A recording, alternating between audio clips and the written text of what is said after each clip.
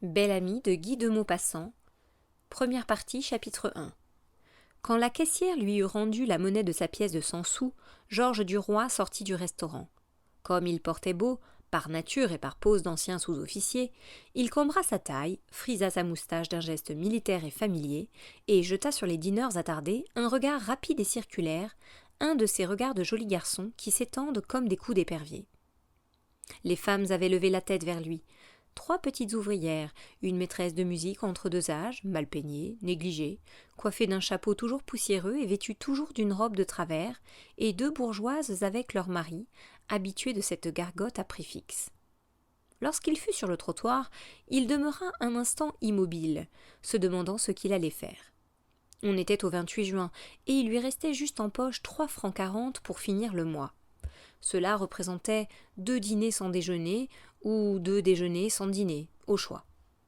Il réfléchit que les repas du matin étant de 22 sous au lieu de 30 que coûtaient ceux du soir, il lui resterait, en se contentant des déjeuners, 1 franc 20 centimes de boni, ce qui représentait encore 2 collations au pain et au saucisson, plus 2 bocs sur le boulevard.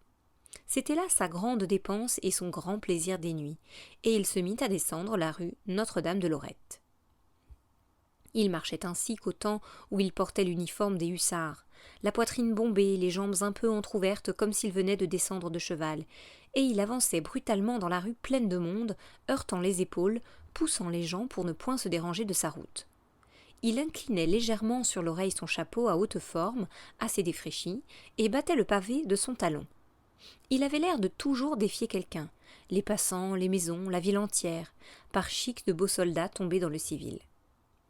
Quoique habillé d'un complet à 60 francs, il gardait une certaine élégance tapageuse, un peu commune, réelle cependant. Grand, bien fait, blond, d'un blond châtain vaguement roussi, avec une moustache retroussée, qui semblait mousser sur sa lèvre, des yeux bleus, clairs, troués d'une pupille toute petite, des cheveux frisés naturellement, séparés par une raie au milieu du crâne, il ressemblait bien au mauvais sujet des romans populaires. C'était une de ces soirées d'été où l'air manque dans Paris.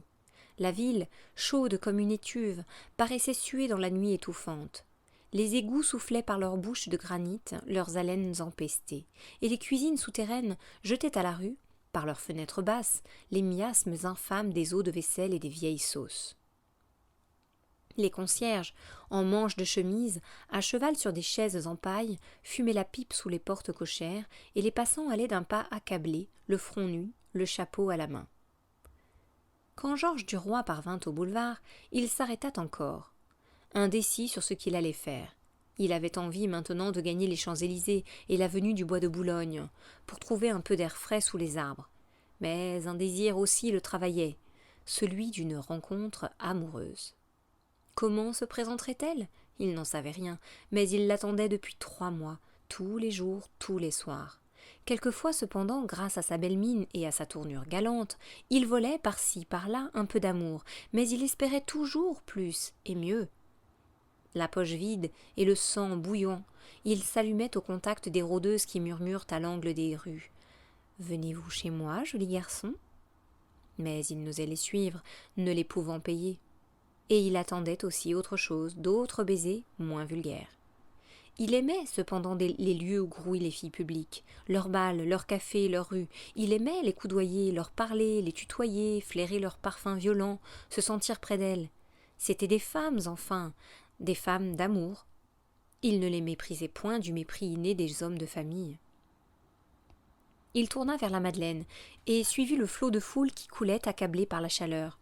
Les grands cafés pleins de monde débordaient sur le trottoir, étalant leur public de buveurs sous la lumière éclatante et crue de leurs devantures illuminées. Devant eux, sur de petites tables carrées ou rondes, les verres contenaient des liquides rouges, jaunes, verts, bruns, de toutes les nuances, et dans l'intérieur des carafes on voyait briller les gros cylindres transparents de glace qui refroidissaient la belle eau claire. Duroy avait ralenti sa marche, et l'envie de boire lui séchait la gorge. Une soif chaude, une soif de soir d'été le tenait, et il pensait à la sensation délicieuse des boissons froides coulant dans la bouche. Mais s'il buvait seulement 2 bocs dans la soirée, adieu le maigre souper du lendemain, et il les connaissait trop, les heures affamées de la fin du mois. Il se dit Il faut que je gagne 10 heures et je prendrai mon boc à l'américain. Nom d'un chien, que j'ai soif tout de même. Et il regardait tous ces hommes attablés et buvant, tous ces hommes qui pouvaient se désaltérer tant qu'il leur plaisait. Il allait, passant devant les cafés d'un air crâne et gaillard, et il jugeait, d'un coup d'œil, à la mine, à l'habit, ce que chaque consommateur devait porter d'argent sur lui.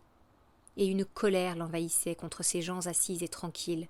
En fouillant leurs poches, on trouverait de l'or, de la monnaie blanche et des sous. En moyenne, chacun devait avoir au moins 2 louis. Ils étaient bien une centaine au café. 100 fois 2 louis font 4000 francs. Il murmurait « Ah, les cochons !» tout en se dandinant avec grâce. S'il avait pu en tenir un au coin d'une rue, dans l'ombre bien noire, il lui aurait tordu le cou, ma foi, sans scrupule, comme il faisait aux volailles des paysans, au jour de grandes manœuvres. Et il se rappelait ces 2 années en Afrique, la façon dont il rançonnait les Arabes dans les petites postes du Sud, et un sourire cruel et gai passa sur ses lèvres au souvenir d'une escapade qui avait coûté la vie à 3 hommes de la tribu des Ouel Alan, et qui leur avait valu, à ses camarades et à lui, 20 poules, 2 moutons et de l'or, et de quoi rire pendant 6 mois. On n'avait jamais trouvé les coupables, qu'on n'avait guère cherché d'ailleurs, l'Arabe étant un peu considéré comme la proie naturelle du soldat. À Paris, c'était autre chose. On ne pouvait pas marauder gentiment, sabre au côté et revolver au poing, loin de la justice civile en liberté. Il se sentait au cœur de tous les instincts du sous-off lâchés en pays conquis. Certes, il les regrettait, ces 2 années du désert. Quel dommage de n'être pas resté là-bas. Mais voilà, il avait espéré mieux en revenant. Et maintenant ? Ah oui, c'était du propre maintenant. Il faisait aller sa langue dans sa bouche, avec un petit claquement comme pour constater la sécheresse de son palais. La foule glissait autour de lui, exténuée et lente, et il pensait toujours « Tas de brutes, tous ces imbéciles-là ont des sous dans leurs gilets. » Il bousculait les gens de l'épaule et sifflotait des airs joyeux. Des messieurs heurtés se retournaient en grognant, des femmes prononçaient « En voilà un animal !» Il passa devant le vaudeville et s'arrêta en face du café américain, se demandant s'il n'allait pas prendre son boc, tant la soif le torturait. Avant de se décider, il regarda l'heure aux horloges lumineuses, au milieu de la chaussée. Il était 9h15. Il se connaissait. Dès que le verre plein de bière serait devant lui, il l'avalerait. Que ferait-il ensuite jusqu'à 11h ? Il passa. « J'irai jusqu'à la Madeleine, se dit-il, et je reviendrai tout doucement. » Comme il arrivait au coin de la place de l'Opéra, il croisa un gros jeune homme dont il se rappela vaguement avoir vu la tête quelque part. Il se mit à le suivre, en cherchant dans ses souvenirs et répétant à mi-voix « Où diable ai-je connu ce particulier-là » Il fouillait dans sa pensée sans parvenir à se le rappeler. Puis, tout d'un coup, par un singulier phénomène de mémoire, le même homme lui apparut, moins gros, plus jeune, vêtu d'un uniforme de hussard. Il s'écria tout haut « Tiens, Forestier !» Et allongeant le pas, il alla frapper sur l'épaule du marcheur.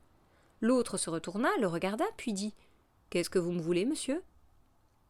Duroy se mit à rire. « Tu ne me reconnais pas ?»« Non. Georges Duroy, du 6e hussard. » Forestier tendit les 2 mains. « Ah, mon vieux, comment vas-tu ?»« Très bien, et toi ?»« Oh, moi pas trop. Figure-toi que j'ai une poitrine de papier mâché maintenant. Je tousse 6 mois sur 12, à la suite d'une bronchite que j'ai attrapée à Bougival, l'année de mon retour à Paris, voici 4 ans maintenant. »« Tiens, tu as l'air solide pourtant. » Et Forestier, prenant le bras de son ancien camarade, lui parla de sa maladie, lui raconta les consultations, les opinions et les conseils des médecins, la difficulté de suivre leur avis dans sa position. On lui ordonnait de passer l'hiver dans le Midi. Mais le pouvait-il ? Il était marié et journaliste, dans une belle situation. « Je dirige la politique à la vie française, je fais le Sénat et au Salut, et de temps en temps les chroniques littéraires pour la Planète. Voilà, j'ai fait mon chemin. » Duroy, surpris, le regardait. Il était bien changé, bien mûri. Il avait maintenant une allure, une tenue, un costume d'homme posé, sûr de lui, et un ventre d'homme qui dîne bien. Autrefois, il était maigre, mince et souple, étourdi, casseur d'assiettes, tapageur et toujours en train. En 3 ans, Paris en avait fait quelqu'un de tout autre, de gros et de sérieux, avec quelques cheveux blancs sur les tempes, bien qu'il n'eût pas plus de 27 ans. Forestier demanda « Où vas-tu » Duroy répondit Nulle part, je fais un tour avant de rentrer. Eh bien, veux-tu m'accompagner à la vie française, où j'ai des épreuves à corriger, puis nous irons prendre un boc ensemble? Ah, je te suis. Et ils se mirent à marcher en se tenant par le bras, avec cette familiarité facile qui subsiste entre compagnons d'école et entre camarades de régiment. Qu'est-ce que tu fais à Paris? Dit Forestier. Duroy haussa les épaules. Je crève de faim, tout simplement. Une fois mon temps fini, j'ai voulu venir ici pour faire fortune, ou plutôt pour vivre à Paris. Et voilà 6 mois que je suis employé au bureau de chemin de fer du Nord, à 1500 francs par an, rien de plus. Forestier murmura. Bigre, ce n'est pas gras. Je te crois, mais comment veux-tu que je m'en tire? Je suis seul, je ne connais personne, je ne peux me recommander de personne. Ce n'est pas la bonne volonté qui me manque, mais les moyens. Son camarade le regarda des pieds à la tête en homme pratique, qui juge un sujet. Puis il prononça d'un ton convaincu. Vois-tu, mon petit, tout dépend de l'aplomb ici. Un homme un peu malin devient plus facilement ministre que chef de bureau. Il faut s'imposer et non pas demander. Mais comment diable n'as-tu pas trouvé mieux qu'une place d'employé au Nord? Duroy reprit. J'ai cherché partout, je n'ai rien découvert. Mais j'ai quelque chose en vue en ce moment. On m'offre d'entrer comme écuyer au manège pèlerin. Là, j'aurai au bas mot 3000 francs. Forestier s'arrêta net. Ne fais pas ça, c'est stupide, quand tu devrais gagner 10 000 francs. Ne te ferme l'avenir du coup. Dans ton bureau, au moins tu es caché, personne ne te connaît, tu peux en sortir si tu es fort et faire ton chemin. Mais une fois écuyer, c'est fini. C'est comme si tu étais maître d'hôtel dans une maison où tout Paris va dîner. Quand tu auras donné des leçons d'équitation aux hommes du monde ou à leurs fils, ils ne pourront plus s'accoutumer à te considérer comme leur égal. Il se tut, réfléchit quelques secondes, puis demanda. Es-tu bachelier? Non, j'ai échoué 2 fois. Ça ne fait rien. Du moment que tu as poussé tes études jusqu'au bout, si on parle de Cicéron ou de Tibère, tu sais à peu près ce que c'est. Oui, à peu près. Bon, personne n'en sait davantage, à l'exception d'une vingtaine d'imbéciles qui ne sont pas fichus de se tirer d'affaire. Ça n'est pas difficile de passer pour fort, va. Le tout est de ne pas se faire pincer en flagrant délit d'ignorance. On manœuvre, on esquive la difficulté, on tourne l'obstacle, et on colle les uns les autres au moyen d'un dictionnaire. Tous les hommes sont bêtes comme des oies et ignorants comme des carpes. Il parlait en gaillard tranquille qui connaît la vie, et il souriait en regardant passer la foule. Mais tout d'un coup il se mit à tousser, et s'arrêta pour laisser finir la quinte. Puis, d'un ton découragé. Est-ce pas assommant de ne pouvoir se débarrasser de cette bronchite? Et nous sommes en plein été. Oh, cet hiver, j'irai me guérir un menton. Tant pis, ma foi, la santé avant tout. Ils arrivèrent au boulevard Poissonnière, devant une grande porte vitrée, derrière laquelle un journal ouvert était collé sur les 2 faces. 3 personnes arrêtées le lisaient. Au-dessus de la porte s'étalait, comme un appel, en grandes lettres de feu dessinées par des flammes de gaz, « La vie française ». Et les promeneurs, passant brusquement dans la clarté que jetaient ces 3 mots éclatants, apparaissaient tout à coup en pleine lumière, visibles, clairs et nets comme au milieu du jour, puis rentraient aussitôt dans l'ombre. Forestier poussa cette porte. « Entre » dit-il. Duroy entra, monta un escalier luxueux et sale que toute la rue voyait, parvint dans une antichambre dont les 2 garçons de bureau saluèrent son camarade, puis s'arrêta dans une sorte de salon d'attente, poussiéreux et fripé, tendu de faux velours d'un vert pisseux, criblé de taches et rongé par endroits, comme si des souris l'eussent grignoté. « Assieds-toi, dit Forestier, je reviens dans 5 minutes. » Et ils disparurent par une des 3 sorties qui donnaient dans ce cabinet. Une odeur étrange, particulière, inexprimable, l'odeur des salles de rédaction flottait dans ce lieu. Duroy demeurait immobile, un peu intimidé et surpris surtout. De temps en temps, des hommes passaient devant lui, en courant, entraient par une porte et partis par l'autre, avant qu'il eût le temps de les regarder. C'étaient tantôt des jeunes gens, très jeunes, l'air affairé et tenant à la main une feuille de papier qu'ils palpitaient au vent de leur course, tantôt des ouvriers compositeurs dont la blouse de toile tachée d'encre laissait voir un col de chemise bien blanc et un pantalon de drap pareil à celui des gens du monde. Et ils portaient avec précaution des bandes de papier imprimées, des épreuves fraîches tout humides. Quelquefois un petit monsieur entrait, vêtu avec une élégance trop apparente, la taille trop serrée dans la redingote, la jambe trop moulée sous l'étoffe, le pied étreint dans un soulier trop pointu, quelques reporters mondains apportant les échos de la soirée. D'autres encore arrivaient, graves, importants, coiffés de hauts chapeaux à bords plats, comme si cette forme les eût distingués du reste des hommes. Forestier reparut, tenant par le bras un grand garçon maigre, de 30 à 40 ans, en habit noir et en cravate blanche, très brun, la moustache roulée en pointes aiguës, et qui avait l'air insolent et content de lui. Forestier lui dit « Adieu, cher maître ». L'autre lui serra la main « Au revoir, mon cher ». Et il descendit l'escalier en sifflotant, la canne sous le bras. Duroy demanda « Qui est-ce » ? « C'est Jacques Rival, tu sais, le fameux chroniqueur, le duelliste. Il vient de corriger ses épreuves. Garin, Montel et lui sont les 3 premiers chroniqueurs d'esprit et d'actualité que nous ayons à Paris. Ils gagnent ici 30 000 francs par an pour 2 articles par semaine. » Et, comme ils s'en allaient, ils rencontrèrent un petit homme à cheveux longs, gros, d'aspect malpropre, qui montait les marches en soufflant. Forestier salua très bas. « Norbert de Varenne, dit-il, le poète, l'auteur des Soleils morts, encore un homme dans les grands prix. Chaque conte qu'il nous donne coûte 300 francs, et les plus longs n'ont pas 200 lignes. Mais entrons en napolitain, je commence à crever de soif. » Dès qu'ils furent assis devant la table du café, Forestier cria « 2 bocs !» Et il avala le sien d'un seul trait, tandis que Duroy buvait la bière à lente gorgée, la savourant et la dégustant comme une chose précieuse et rare. Son compagnon se taisait, semblait réfléchir, puis tout à coup « Pourquoi n'essaierais-tu pas du journalisme ?» L'autre, surpris, le regarda, puis lui dit « Mais c'est que je n'ai jamais rien écrit. » « Bah, on essaie, on commence. Moi, je pourrais t'employer à aller chercher des renseignements, à faire des démarches et des visites.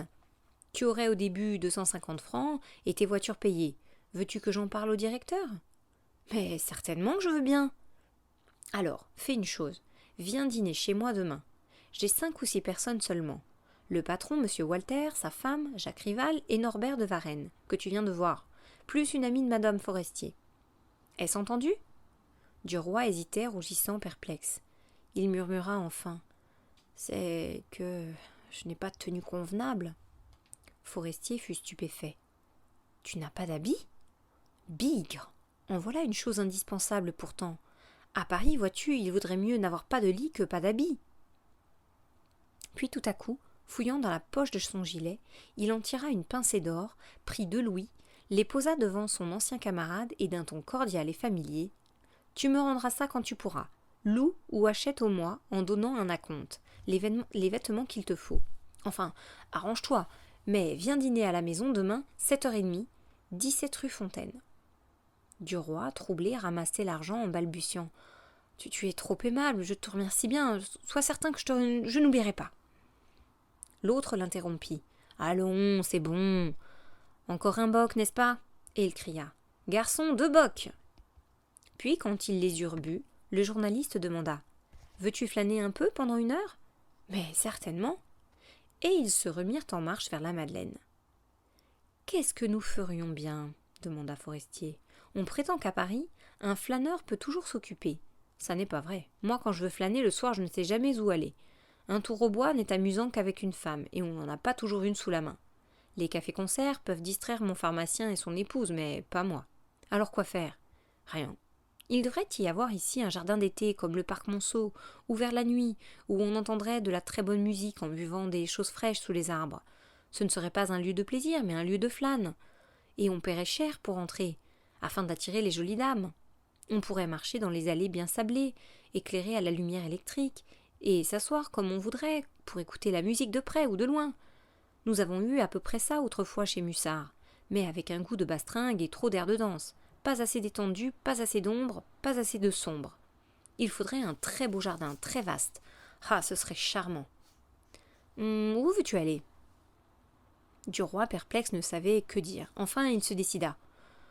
Je ne connais pas les Folies Bergères, j'y ferai volontiers un tour. Son compagnon s'écria. Les Folies Bergères, bigre ? Nous y cuirons comme dans une rôtissoire. Enfin, soit, c'est toujours drôle. Et ils pivotèrent sur leurs talons pour gagner la rue du Faubourg Montmartre. La façade illuminée de l'établissement jetait une grande lueur dans les 4 rues qui se joignent devant elle. Une file de fiacres attendait la sortie. Forestier entrait, Duroy l'arrêta. « Nous oublions de passer au guichet. » L'autre répondit d'un ton important. Avec moi, on ne paie pas. » Quand il s'approcha du contrôle, les 3 contrôleurs le saluèrent. Celui du milieu lui tendit la main. Le journaliste demanda: « Avez-vous une bonne loge ?»« Mais certainement, monsieur Forestier. » Il prit le coupon qu'on lui tendait, poussa la porte matelassée à battants garnis de cuir, et ils se trouvèrent dans la salle. Une vapeur blanche, de tabac, voilait un peu, comme un très fin brouillard, les parties lointaines, la scène et l'autre côté du théâtre. Et s'élevant sans cesse, en minces filets blanchâtres, de tous les cigares et de toutes les cigarettes que fumaient tous ces gens, cette brume légère montait toujours, s'accumulait au plafond et formait sous le large dôme autour du lustre, au-dessus de la galerie du premier chargée de spectateurs, un ciel ennuagé de fumée. Dans le vaste corridor d'entrée qui mène à la promenade circulaire, où rôde la tribu parée des filles, mêlée à la foule sombre des hommes, un groupe de femmes attendait les arrivants devant un des 3 comptoirs où trônaient, fardés et défraîchis, 3 marchands de boissons et d'amour. Les hautes glaces derrière elles reflétaient leur dos et les visages des passants. Forestier ouvrait les groupes, avançait vite, en homme qui a droit à la considération. Il s'approcha d'une ouvreuse. « La loge 17 ?» dit-il. « Par ici, monsieur. » Et on les enferma dans une petite boîte en bois, découverte, tapissée de rouge, et qui contenait 4 chaises de même couleur, si rapprochées qu'on pouvait à peine se glisser entre elles. Les 2 amis s'assirent, et, à droite comme à gauche, suivant une longue ligne arrondie aboutissant à la scène par les 2 bouts, une suite de cases, semblables, contenait des gens assis également, et dont on ne voyait que la tête et la poitrine. Sur la scène, 3 jeunes hommes en maillot collant, un grand, un moyen, un petit, faisaient tour à tour des exercices sur un trapèze. Le grand s'avançait d'abord, à pas courts et rapides, en souriant, et saluait avec un mouvement de la main comme pour envoyer un baiser. On voyait sous le maillot se dessiner les muscles des bras et des jambes. Il gonflait sa poitrine pour dissimuler son estomac trop saillant. Et la figure semblait celle d'un garçon coiffeur, car une raie soignée ouvrait sa chevelure en 2 parties égales, juste au milieu du crâne. Il atteignait le trapèze d'un bond gracieux, et pendu par les mains, tournait autour comme une roue lancée. Ou bien, les bras roides, le corps droit, il se tenait immobile, couché horizontalement dans le vide, attaché seulement à la barre fixe par la force des poignets. Puis il sautait à terre, saluait de nouveau en souriant sous les applaudissements de l'orchestre, et allait se coller contre le décor en montrant bien, à chaque pas, la musculature de sa jambe. Le second, moins haut, plus trapu, s'avançait à son tour et répétait le même exercice, que le dernier recommençait encore, au milieu de la faveur plus marquée du public. Mais Duroy ne s'occupait guère du spectacle, et, la tête tournée, il regardait sans cesse derrière lui le grand promenoir plein d'hommes et de prostituées. Forestier lui dit: « Remarque donc l'orchestre, rien que des bourgeoises avec leurs femmes et leurs enfants, de bonnes têtes stupides qui viennent pour voir. Aux loges, des boulevardiers, quelques artistes, quelques filles de demi-choix, et, derrière nous, le plus drôle de mélange qui soit dans Paris. Quels sont ces hommes? Observe-les. Il y a de tout, de toutes les professions et de toutes les castes, mais la crapule domine. Voici des employés de banque, de magasins, de ministères, des reporters, des souteneurs, des officiers en bourgeois, des gommeuses en habits, qui viennent de dîner au cabaret et qui sortent de l'opéra avant d'entrer aux Italiens, et puis encore tout un monde d'hommes suspects qui défient l'analyse. Quant aux femmes, rien qu'une marque, la soupeuse de l'américain, la fille à 1 ou 2 louis qui guette l'étranger de 5 louis et prévient ses habitués quand elle est libre. On les connaît toutes depuis 10 ans, on les voit tous les soirs, toute l'année, aux mêmes endroits, sauf quand elles font une station hygiénique à Saint-Lazare ou à l'Oursine. Duroy n'écoutait plus. Une de ces femmes, s'étant accoudée à l'horloge, les regardait.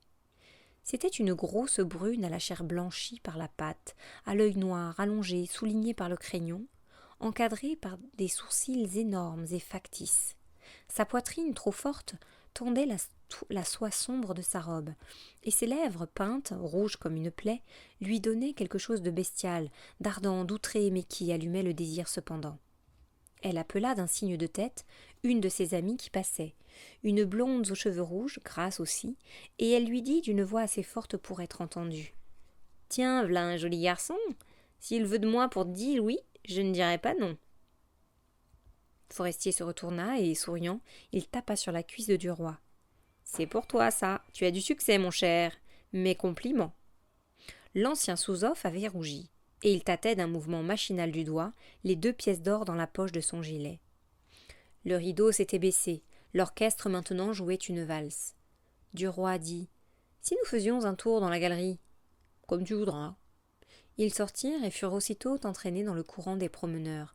Pressés, poussés, serrés, ballottés, ils allaient, ayant devant eux les yeux d'un peuple de chapeaux. Et les filles, 2 par 2, passaient dans cette foule d'hommes, la traversaient avec facilité, glissaient entre les coudes, entre les poitrines, entre les dos, comme si elles eussent été bien chez elles, bien à l'aise, à la façon des poissons dans l'eau, au milieu de ce flot de mâles. Duroy, ravi, se laissait aller, buvait avec ivresse, l'air vicié par le tabac, par l'odeur humaine et les parfums des drôlesses. Mais Forestier suait, soufflait, toussait. « Allons au jardin !» dit-il. Et, tournant à gauche, ils pénétrèrent dans une espèce de jardin couvert que 2 grandes fontaines de mauvais goût rafraîchissaient. Sous des ifs et des tuyas en caisse, des hommes et des femmes buvaient sur des tables de zinc. « Encore un boc ?» demanda Forestier. « Oh oui, volontiers. » Ils s'assirent, en regardant passer le public. De temps en temps, une rôdeuse s'arrêtait, puis demandait avec un sourire banal « M'offrez-vous quelque chose, monsieur ?» Et comme Forestier répondait « Un verre d'eau à la fontaine », elle s'éloignait en murmurant « Va donc, mufle !» Mais la grosse brune qui s'était appuyée tout à l'heure derrière la loge des 2 camarades reparut, marchant arrogamment, le bras passé sous celui de la grosse blonde. Cela faisait vraiment une belle paire de femmes, bien assorties. Elle sourit en apercevant Duroy, comme si leurs yeux se fussent déjà dit des choses intimes et secrètes, et, prenant une chaise, elle s'assit tranquillement en face de lui et fit asseoir son ami, puis elle commanda d'une voix claire « Garçon, 2 grenadines !» Forestier, surpris, prononça « Tu ne te gênes pas, toi ?» Elle répondit « C'est ton ami qui me séduit. C'est vraiment un joli garçon. Je crois qu'il me ferait faire des folies. » Duroy, intimidé, ne trouvait rien à dire. Il retroussait sa moustache frisée en souriant d'une façon niaise. Le garçon apporta les sirops que les femmes burent d'un seul trait. Puis elles se levèrent. Et la brune, d'un petit salut amical de la tête et un léger coup d'éventail sur le bras, dit à Duroy « Merci, mon petit chat. Tu n'as pas la parole facile. » Et elles partirent en balançant leur croupe. Alors Forestier se mit à rire. « Dis donc, mon vieux, sais-tu que tu as vraiment du succès auprès des femmes ? Il faut soigner ça, hein ? Ça peut te mener loin. » Il se tut une seconde, puis reprit avec ce ton rêveur des gens qui pensent tout haut. « C'est encore par elle qu'on arrive le plus vite. » Et comme Duroy souriait toujours sans répondre, il demanda « Est-ce que tu restes encore ?